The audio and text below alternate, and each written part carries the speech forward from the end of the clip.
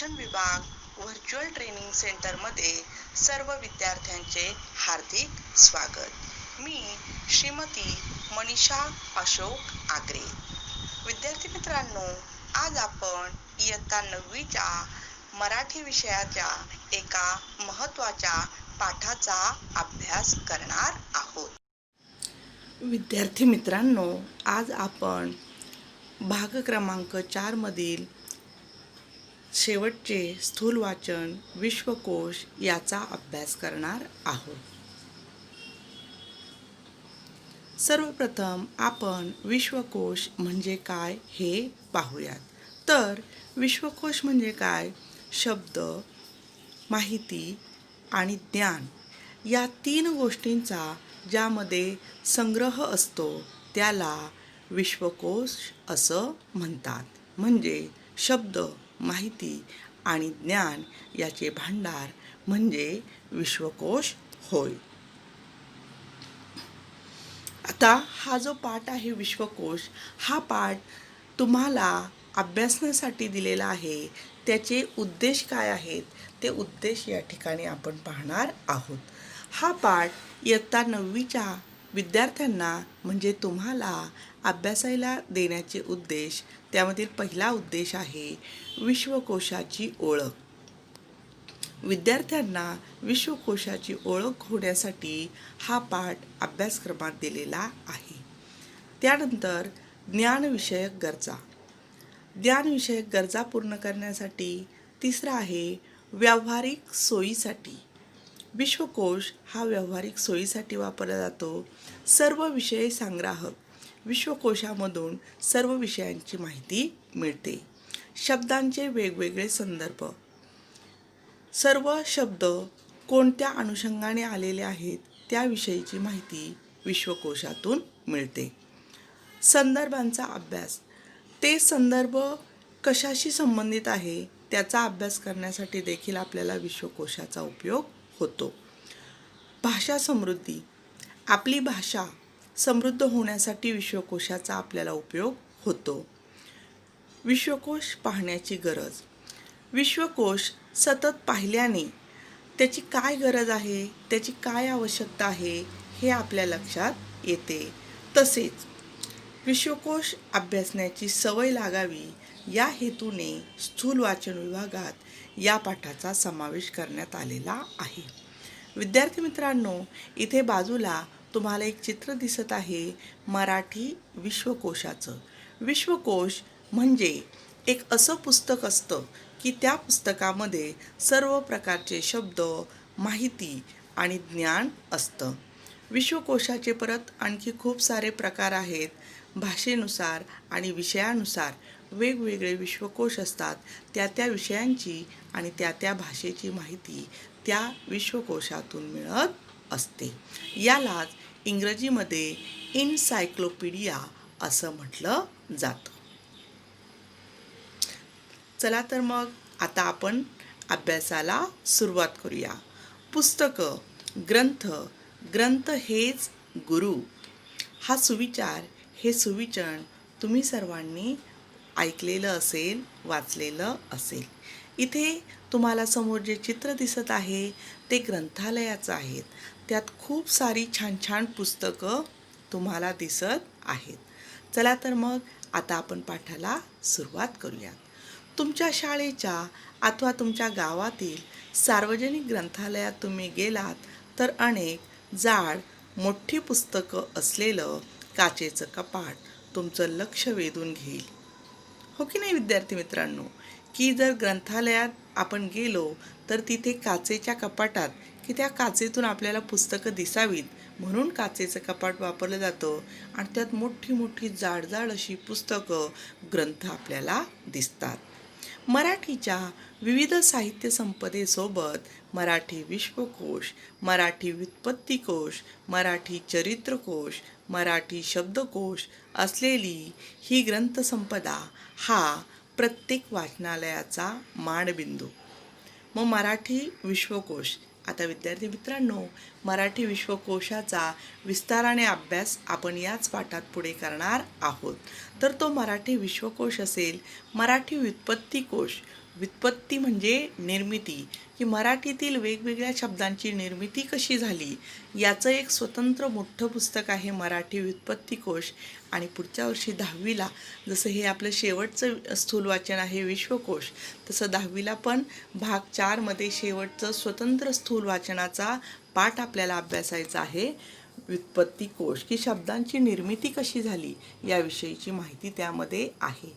त्यानंतर मराठी चरित्रकोश असेल, मराठी शब्दकोश असेल, असे अनेक त्या ठिकाणी विश्वकोशाशी संबंधित पुस्तके आहेत आणि ती प्रत्येक वाचनालयात असतातच.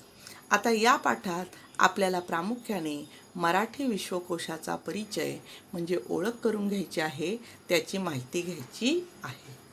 आता आपण पुढचा परिच्छेद पाहूया. मानवी विज्ञान व तंत्रज्ञान यांतील सर्व विषयांचे अद्ययावत ज्ञान एका व्यापक योजनेखाली संकलित करणारा असा हा मराठी विश्वकोश. मराठी विश्वकोशामध्ये मानवी विज्ञान व तंत्रज्ञान यातील सगळे विषय त्याचं अद्ययावत म्हणजे आत्तापर्यंत सगळं नवीन ज्ञान दिलेलं आहे. याशिवाय मराठी विश्वकोशामध्ये मानवी विज्ञान शाखेअंतर्गत धर्म असेल, तत्त्वज्ञान, अर्थशास्त्र, राज्यशास्त्र, मानसशास्त्र, शिक्षणशास्त्र, साहित्य, इतिहास, दृश्यकला, भूगोल आणि क्रीडा या विषयांचा समावेश आहे. म्हणजे बघा विद्यार्थी मित्रांनो, जरी त्याचं नाव फक्त मराठी विश्वकोश असलं तरी त्यात फक्त मराठीचीच माहिती आहे का? इतर पण खूप साऱ्या विषयांची माहिती त्यामध्ये आहे. तसेच विज्ञान व तंत्रज्ञान शाखेअंतर्गत भौतिकी, रसायनशास्त्र, गणित, सांख्यिकी, जीवशास्त्र, अभियांत्रिकी, कृषी विज्ञान, माहिती तंत्रज्ञान, संगणक विज्ञान, वास्तुकला, भूविज्ञान आणि वैद्य या विषयांचा समावेश केला आहे. याशिवाय गणित आणि विज्ञानाशी संबंधित, अभियांत्रिकी, शेतीशी संबंधित माहिती, कम्प्युटर म्हणजे संगणकाशी संबंधित, वास्तू म्हणजे बांधकाम इमारतीशी संबंधित, जमिनीशी संबंधित आणि वैद्यकशास्त्राशी संबंधित सुद्धा अनेक माहितीचा समावेश मराठी विश्वकोशात केलेला आहे. कोणताही एक महत्त्वाचा विषय अन्य अनेक विषयांशी संलग्न असतो. बघा विद्यार्थी मित्रांनो, कोणताही एक विषय जरी आपण घेतला तरी त्या विषयात फक्त त्या विषयाविषयी माहिती नसते, तर त्या विषयाशी संबंधित अनेक विषयांची माहिती असते, की जसं विश्वकोशामध्ये आहे. अशा अनेक विषयांची एकत्र माहिती मिळाली तर तो विषय नीट समजून घेता येतो. आणि मग फक्त त्याच विषयाची माहिती न घेता त्या विषयाशी संबंधित इतर विषय पण जर असतील तर आपल्याला तो विषय नीटपणे, व्यवस्थितपणे समजतो. आता पुढे बघा, मुख्य विषय व त्याचे संलग्न विषयांचे ज्ञान प्राप्त करण्यासाठी मराठी विश्वकोश उपयोगी पडतो.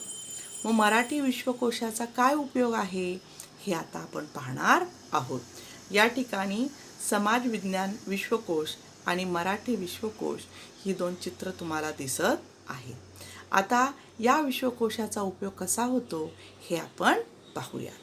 शिक्षणाचा प्रसार जसा झपाट्याने वेग घेऊ लागला, भाषा समृद्धीची वाटचाल जशी दमदार होऊ लागली, तशी भाषा सर्वार्थाने खुलू लागली.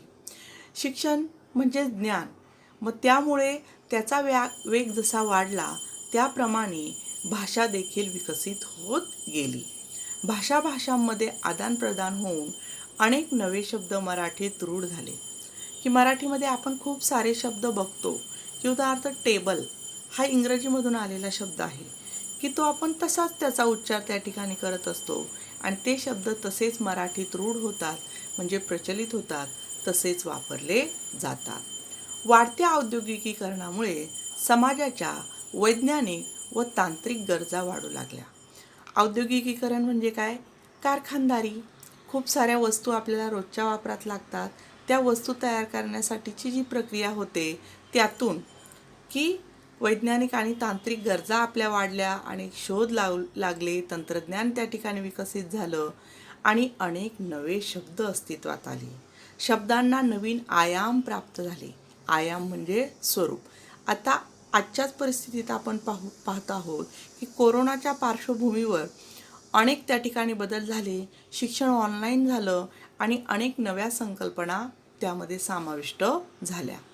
त्याचबरोबर सर्व विषय संग्राहक विश्वकोशाची गरज निर्माण झाली आणि त्यासाठी मग सर्व विषय असतील अशा विश्वकोशाची गरज निर्माण झाली. उच्च शिक्षणाचे माध्यम म्हणून मराठीचा होत गेलेला अधिकाधिक स्वीकार, मराठीमध्ये निर्माण झालेली संदर्भ ग्रंथांची तीव्र गरज आणि शासन व्यवहाराची भाषा म्हणून राज्य पातळीवर मराठीला मिळालेली मान्यता या पार्श्वभूमीवर मराठी भाषेतील सर्व विषय संग्राहक विश्वकोशाची गरज अधोरेखित झाली.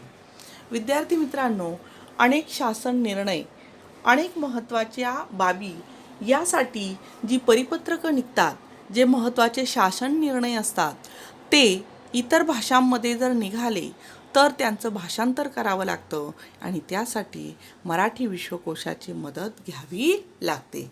त्या दृष्टीने मराठी विश्वकोश हा अतिशय महत्त्वाचा आहे. आता इथे बघा बाळांनो, तर्कतीर्थ लक्ष्मण शास्त्री जोशी यांचे चित्र तुम्हाला दिसत आहे. तर हे तर्कतीर्थ लक्ष्मण शास्त्री जोशी हे मराठी विश्वकोशाच्या निर्मितीमध्ये त्यांचं महत्त्वाचं स्थान आहे आणि ते या मराठी विश्वकोशाचे पहिले संपादक आहेत. तसेच मराठी विश्वकोशाचा परिचय करून देत असताना ज्ञानकोशाकार डॉक्टर श्रीधर व्यंकटेश केतकर यांचं देखील आपल्याला कृतज्ञतापूर्वक स्मरण करणं आवश्यक आहे, कारण त्यांचंही यामध्ये मोठं योगदान आहे. स्वातंत्र्यपूर्व काळात त्यांनी यासाठी केलेली कामगिरी विशेष उल्लेखनीय आहे. तसेच त्यानंतरच्या काळात म्हणजे आपल्याला स्वातंत्र्य मिळाल्यानंतर ज्ञान विकासाचं क्षेत्र अजून त्या ठिकाणी विस्तारित झालं आणि हा विकास लक्षात घेऊन विद्यमान ज्ञानक्षेत्रांचा सर्वांगीण परिचय करून देण्यासाठी मराठी विश्वकोश हा मोठा आश्वासक प्रयत्न ठरला. म्हणजे त्याचा खूप उपयोग हा झालेला दिसून येतो. विद्यार्थी मित्रांनो, आता हा जो मराठी विश्वकोश आहे तो कसा तयार झाला ते आपण पाहणार आहोत. विश्वकोश असा तयार झाला. 1. त्यासाठी सर्वप्रथम विषयवार तज्ज्ञांच्या समितीची रचना केली गेली. आपण पाहिलेलंच आहे की जरी याचं नाव मराठी विश्वकोश असलं तरी यामध्ये फक्त मराठी हाच विषय होता का? इतर खूप सारे विषय होते. मग प्रत्येक विषयासाठी एक तज्ज्ञ समिती नेमली गेली. त्यानंतर प्रत्येक विषयाच्या नोंदी, शीर्षके निश्चित केली गेली. मग प्रत्येक विषयामध्ये काय त्या ठिकाणी समाविष्ट असावं ते ठरवण्यात आलं, त्याचा नोंदी करण्यात आल्या. त्यानंतर मुख्य, मध्यम, लहान नोंदीतील मुद्द्यांची टाचणी तयार केली गेली आणि मग मुख्य, मध्यम आणि लहान अशा 3 विभागांमध्ये त्याची टाचण म्हणजे त्याचे महत्त्वाचे मुद्दे काढण्यात आले. नोंदीच्या मर्यादा आखून वाचनामध्ये तशा सूचना दिल्या गेल्या. मग त्या प्रत्येक 3 नोंदींच्या त्या ठिकाणी महत्त्वाचे त्या ठिकाणी त्याचे निकष ठरवण्यात आले आणि त्यानुसार सूचना देण्यात आल्या.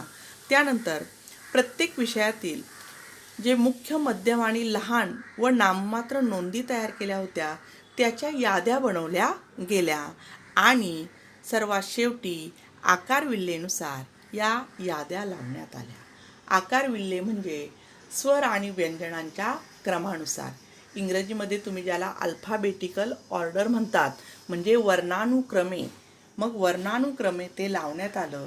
याचा काय उपयोग होतो बाळांनो, की आपल्याला शब्द शोधताना बरोबर समजा त्या ठिकाणी क्षितिज हा शब्द आपल्याला याचा अर्थ शोधायचा आहे तर आपण क्ष या वर्णानुक्रमावरती जाऊन लगेच तो शोधू शकतो. त्यासाठी आपल्याला संपूर्ण विश्वकोश चाळत बसण्याची आवश्यकता भासत नाही. 1976 या वर्षी महाराष्ट्र राज्य साहित्य संस्कृती मंडळाने या मराठी विश्वकोशाचा पहिला खंड प्रकाशित केला आणि आज रोजी याचे एकूण 18 खंड प्रकाशित आहेत. आता जो विश्वकोश निर्माण झाला त्या विश्वकोशाचा पहिला खंड या ठिकाणी तुम्हाला समोर दिसत आहे. तो महाराष्ट्र राज्य मराठी विश्वकोश निर्मिती मंडळ मुंबई यांनी प्रकाशित केला. त्यानंतर विद्यार्थी मित्रांनो, पुढे आपण पाहणार आहोत विश्वकोश यासाठी पाहावा. विश्वकोश कशासाठी पाहावा ते आपण 4 मुद्द्यांमधून बघणार आहोत. क्रमांक 1, आपल्या ज्ञानविषयक गरजा मराठीतून भागवण्यासाठी. मराठी विश्वकोश आपल्या मराठीच्या ज्ञानविषयक गरजा भागवण्यासाठी पाहावा. 2, जागतिक ज्ञान क्षेत्राचे क्षितिज विस्तारताना आपल्या विविध विषयांतील कुतूहलाला इष्ट वळण लागण्यासाठी. मग अनेक बदल होत असतात. ते बदल होत असताना आपल्याला अनेक गोष्टी माहीत होतात, पण त्या गोष्टी पूर्णपणे माहीत करून घेण्यासाठी आपल्याला विश्वकोशाचा उपयोग होतो. 3, अभिव्यक्तीला योग्य चालना मिळण्यासाठी. आपल्याला अभिव्यक्ती म्हणजे जे आपल्याला वाटतं ते मत प्रकट करणं. मग ते मत प्रकट करण्यासाठी आधी आपल्याला त्या विषयाची सर्व माहिती पाहिजे. त्यासाठी आपल्याला विश्वकोशाचा उपयोग होतो. तसेच सर्व प्रकारचे प्रगल्भ व सूक्ष्म ज्ञान मराठी भाषेतून मिळण्यासाठी. सर्व प्रकारचं सखोल सूक्ष्म ज्ञान आणि प्रगल्भ म्हणजे समंजस असं ज्ञान मिळवण्यासाठी आपल्याला या विश्वकोशाचा उपयोग होत असतो. आता विश्वकोश कशा प्रकारे पाहावा याविषयी मार्गदर्शन. शब्द आकार विल्हेनुसार. की आकार विल्हेनुसार म्हणजे काय? वर्णानुक्रमे जर आपल्याला वेळ वाचवायचा असेल आणि लवकरात लवकर आपल्याला पाहिजे त्या शब्दाचा संदर्भ अभ्यास करायचा असेल तर आपण आकार विल्हेनुसार जर तो शब्द शोधला तर आपल्याला तो शब्द लवकरात लवकर मिळतो. 2, बाराखडीतील स्वर व व्यंजन यांच्या स्थानानुसार. त्यानंतर मग आपण आकार विल्हेनुसार पाहतो म्हणजे अ, आ, इ, क, ख यानुसार पाहतो. पण सर्वच शब्द काही यानुसार सुरू होत नाही. काही शब्द बाराखडीनुसार म्हणजे काना, उकार, वेलांटी याने सुरू होतात. मग त्यावेळी आपण बाराखडीतील स्वर आणि व्यंजन यांच्या स्थानानुसार ते शब्द पाहायचे आहेत. खाली बघा तिथे स्वर आणि व्यंजनं दिलेले आहेत. त्यासाठी आपले क्रमाने स्वर व्यंजनं पाठ हवेत. 12 स्वर आणि 36 जी व्यंजनं आहे मराठी भाषेमध्ये त्यानुसार तुम्ही विश्वकोशामध्ये शब्द शोधू शकता. आणि आजच्या माहिती तंत्रज्ञानाच्या युगामध्ये आणखी तिसरा उपाय आहे की विश्वकोश आता एका क्लिकवर. त्या ठिकाणी वेबसाईट दिलेली आहे विश्वकोशाची. या वेबसाईटवरती जर तुम्ही क्लिक केलं आणि जर तो शब्द तुम्ही गुगल या सर्च इंजिनवरती जर टाकला तर तुम्हाला सेकंदात त्या शब्दाचे अनेक अर्थ उपलब्ध होतील. मराठी विश्वकोशामधून तुम्हाला ते मिळतील. यानंतर विद्यार्थी मित्रांनो, आता नेहमी तुम्ही वर्तमानपत्र वाचत असाल आणि वर्तमानपत्रामध्ये तुम्हाला खूप सारे शब्दकोडी त्या ठिकाणी बघायला मिळत असतील. असंच एक छानसं मजेशीर शब्दकोडं या ठिकाणी आपण बघणार आहोत. बघा, शब्दकोडे. खाली तुम्हाला शब्दकोडं दिसतंय. पुढील पानावरील शब्दकोडे दिलेल्या वाक्याच्या आधारे सोडवा. त्यामध्ये सर्वप्रथम आहे स्वेद गंगा या कविता संग्रहाचे कवी. त्यानंतर एका साहित्यिकाचे आडनाव श्रीपाद कृष्ण ते आपल्याला लिहायचं आहे. पुढचं आहे तिसरं, तुरुंगात असताना देखील ज्यांची काव्य प्रतिभा बहरून येईल असे साहित्यिक देशभक्त. चौथा आहे सुधारकचे संपादक. पाचवा आहे कवी यशवंत यांचे आडनाव. सहावा आहे विनोदी साहित्य लिहिणाऱ्या एका साहित्यिकाचे आडनाव. त्यानंतर आहे सातवं मालतीबाई बेडेकर यांनी वापरलेल्या टोपण नावातील आडनाव. आणि शेवटचं आहे आठवं कवी कुसुमाग्रज यांचे आडनाव. चला तर विद्यार्थी मित्रांनो, आता आपण हे शब्दकोडं सोडूयात. क्रमांक 1 स्वेदगंगा या कविता संग्रहाचे कवी. आता या शब्दकोड्याची गंमत काय विद्यार्थी मित्रांनो, की मध्यभागी र हे अक्षर दिले. म्हणजे या शब्दकोड्यातील गंमत काय आहे, प्रत्येक शब्दाचा शेवट हा र या अक्षराने होतोय. आता पहिल्या आकड्याकडे लक्ष द्यायचं आहे. स्वेदगंगा या कविता संग्रहाचे कवी. यामध्ये एकूण 4 चौकोन आहेत आणि शेवटचा अक्षर र म्हणजे 5 अक्षरी शब्द आहे. तर स्वेदगंगा या कविता संग्रहाचे कवी आहेत विंदा करंदीकर. मग त्यातला आडनाव आपल्याला घ्यायचं आहे करंदीकर. दुसरं आहे एका साहित्यिकाचं नाव. श्रीपाद कृष्ण हे आपल्याला दिलंय, त्यांचं देखील आपल्याला आडनावच लिहायचं आहे. त्यांचं आडनाव आहे कोल्हटकर.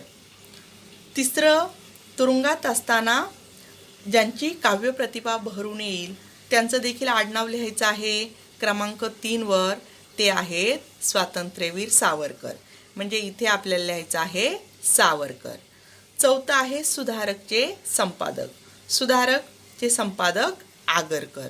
त्यानंतर कवी यशवंत यांचे आडनाव. तर कवी यशवंत यांचे आडनाव आहे पेंढरकर. बघा आला की नाही शेवटी र. नंतर एका विनोदी साहित्यिकाचे आडनाव गोविंद तळवळकर. बघा तळवळकर.